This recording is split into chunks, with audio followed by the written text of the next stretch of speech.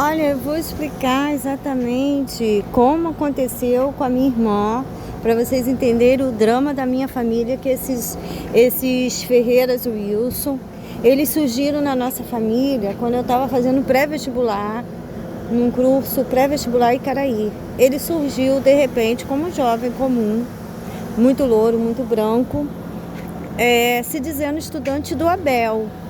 Eu já tinha feito uma pesquisa de campo a respeito de melhores concursos para vestibular. E aí eu identifiquei aquele como mais acessível para minha mãe. Era um salário mínimo, era 300 e pouco.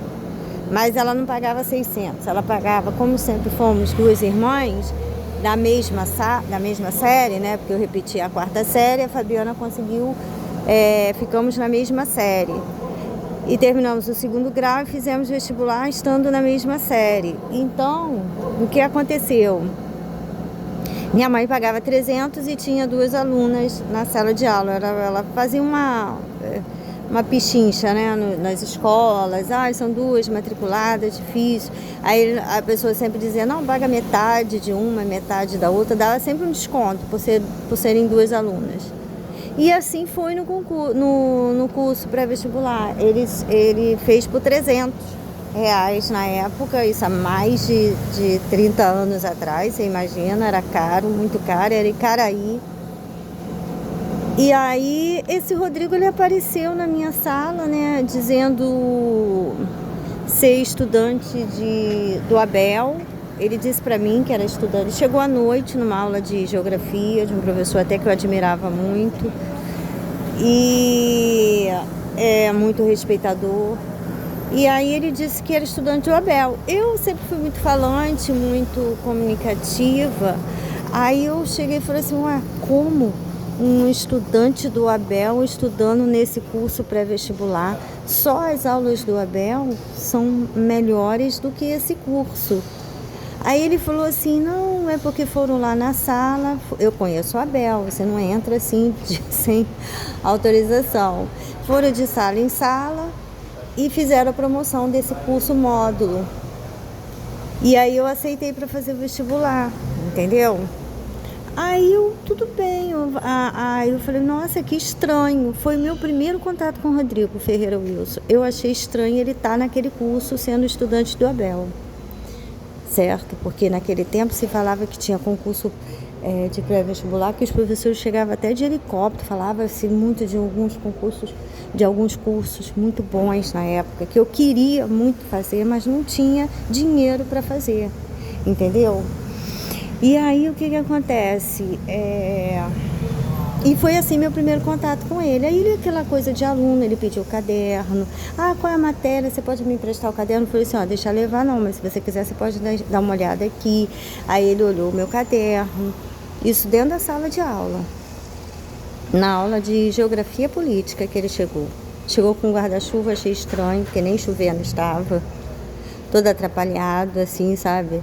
Sentou na primeira cadeira do meu lado, exatamente ao meu lado. E aí, na saída do curso pré-vestibular, que era à noite, ele chegava e perguntou, aí saiu a turma toda, ele falou, você mora onde? Eu falei assim, eu moro na Marquês de Paraná, eu acho que eu pegava 61, eu pegava na praia um ônibus, perto de uma casa demolida, sabe? Aí ele falou assim, eu moro lá no bairro de Fátima, eu pego esse ônibus também, e veio comigo no ônibus, e criamos uma amizade assim, ele forçou a amizade. Mas muito convincente para a idade e para o ambiente, era assim que aconteciam as amizades, né?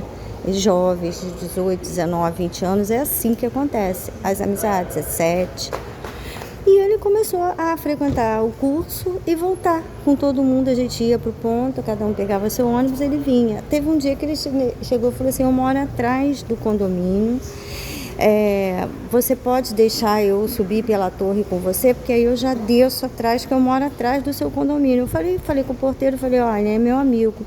Aí ele subiu pela torre e aí ele vinha e depois ele ia por trás do condomínio e acessava a casa dele. Foi assim que eu conheci esse Rodrigo. Ele tentou alguma coisa comigo, mas eu achava ele muito chato mesmo, sabe? Aquele sinônimo de pessoa chata é Rodrigo, e parece que o Rodrigo tem esse estereótipo de garoto chato. Parece que as pessoas têm essa visão dele. Ele quer ser muito simpático e tudo, mas acaba sendo chato. E aí o que acontece? Eu me relacionando com o Juarez, já estava com filho já, anos depois, eu recebo um telefone da minha irmã, de um orelhão. No celular, já estava saindo o celular, né? Acho que era R$700 o celular que o Juarez comprou na época. Aí ela liga para esse celular e fala assim: Cris, eu tô namorando. Eu falei: namorando? Mas você tá namorando com quem? Aí a gente tava morando em Maria Paula já.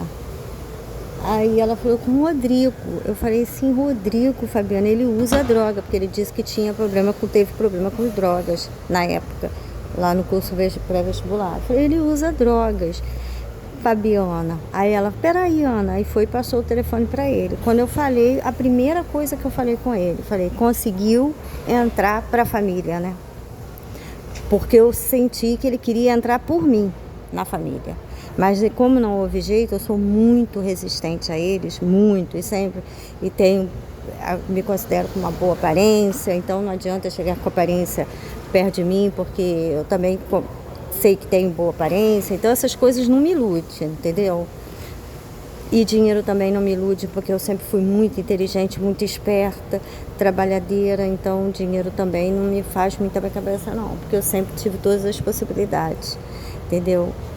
E aí o que acontece? Eu falei assim: Fabiana, ele usa drogas. Aí ela passou o telefone e foi a primeira coisa que eu disse para ele: conseguiu entrar para a família. E ali a amizade nossa começou assim. Ele já se relacionando com Fabiana. Fabiana ficou perdida aqui para Niterói, junto com as amigas Carlas e não sei mais quem, Bianca. E ela começou a namorar esse Rodrigo. Ela começou a namorar esse Rodrigo e logo apareceu grávida. Com a gravidez dela é que nós tivemos acesso à família do Rodrigo. Não nos falaram nada de cafetinagem e prostituição. Eles diziam que eles tinham umas lojas alugadas e que a Tutu era uma deficiente mental, herdeira de uma grande patente do Exército, uma alta patente do Exército. A gente imaginava muitas coisas, mas não nos aprofundamos perguntando exatamente o que era. O que dava a entender é que a Tutu era filha de outro homem e recebia essa pensão de uma alta patente do Exército. Foi o que ela falou para justificar. Eu acho que eles pensavam que iam eliminar a gente muito rápido e aí disseram essa mentira, não acreditando que fosse tudo ser descoberto sobre eles, né?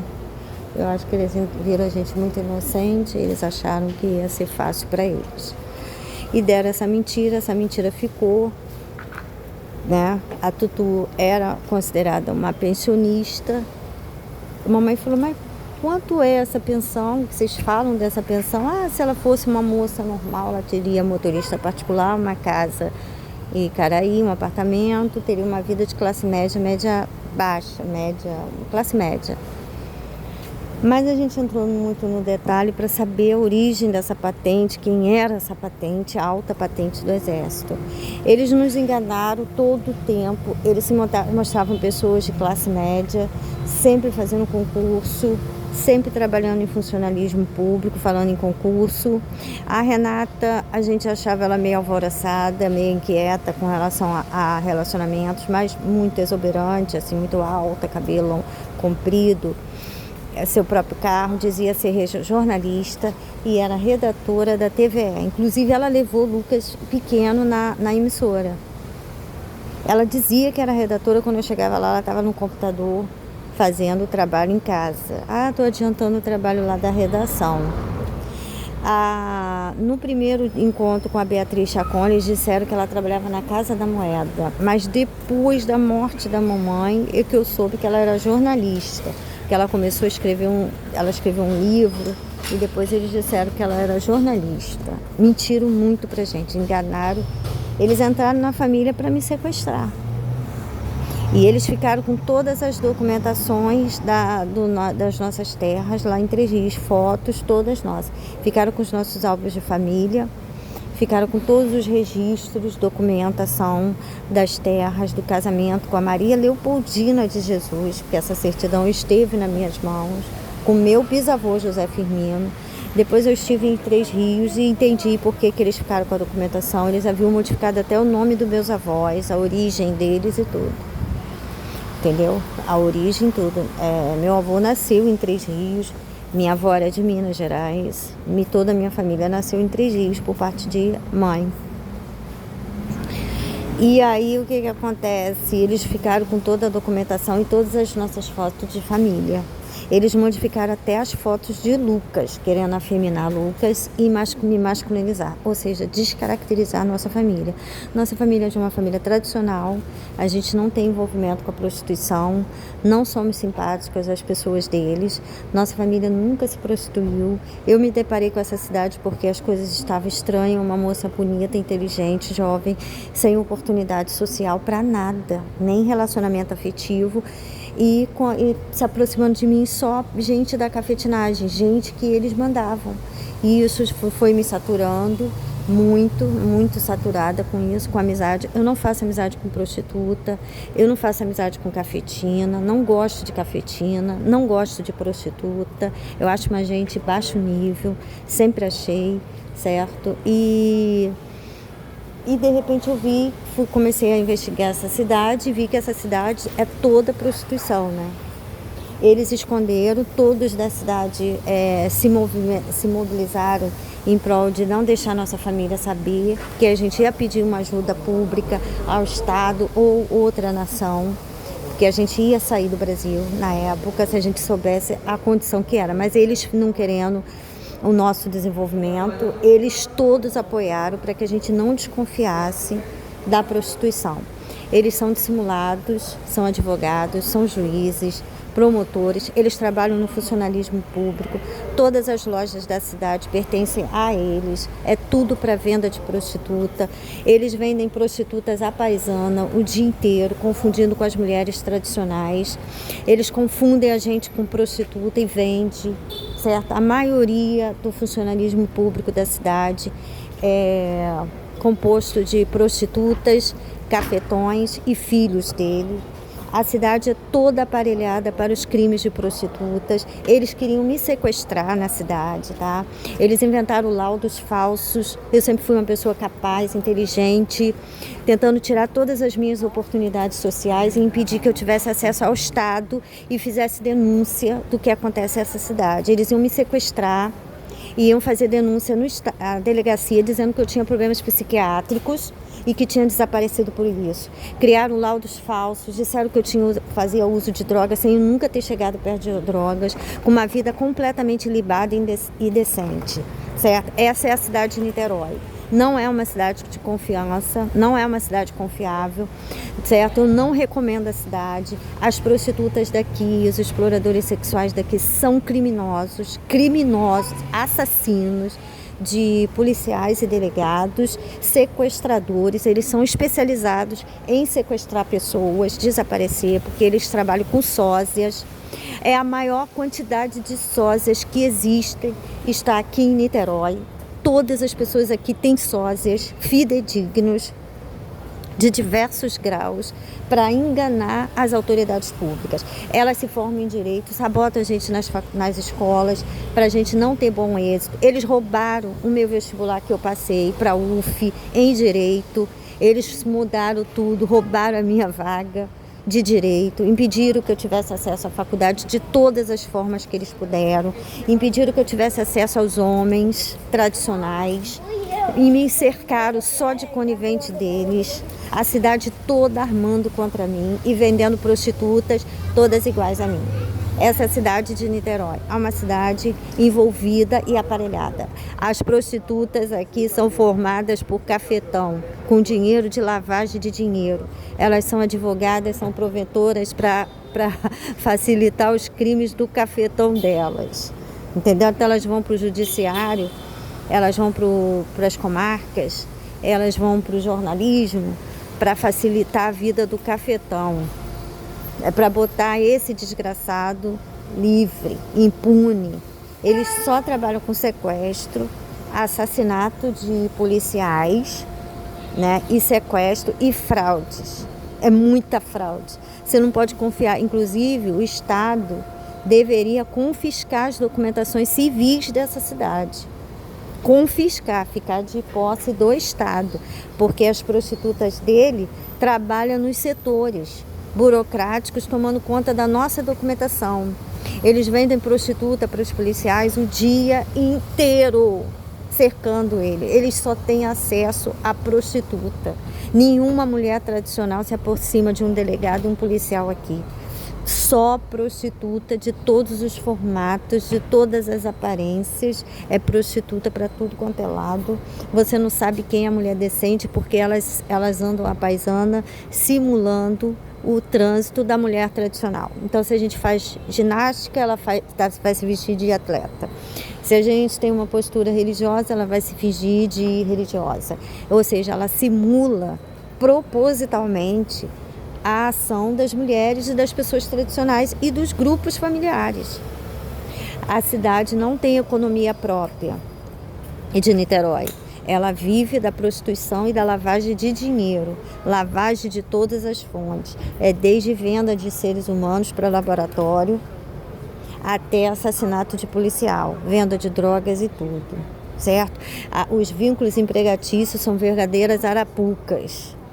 Você se emprega com ele, ele finge ser um patrão tradicional, não informa a situação. Como as prostitutas simulam características tradicionais, você entra nas empresas dele, você não sabe o que está acontecendo, porque você está agindo de forma tradicional, mas ele já condicionou os clientes a ver a prostituta sendo dissimulada. Então aí a lógica do crime é fazer acreditar que nós estamos dissimulando, certo? Todas as prostitutas aqui agem como sósias de mulheres tradicionais e vai roubando todas as oportunidades sociais e nos caluniando em todos os lugares como prostituta.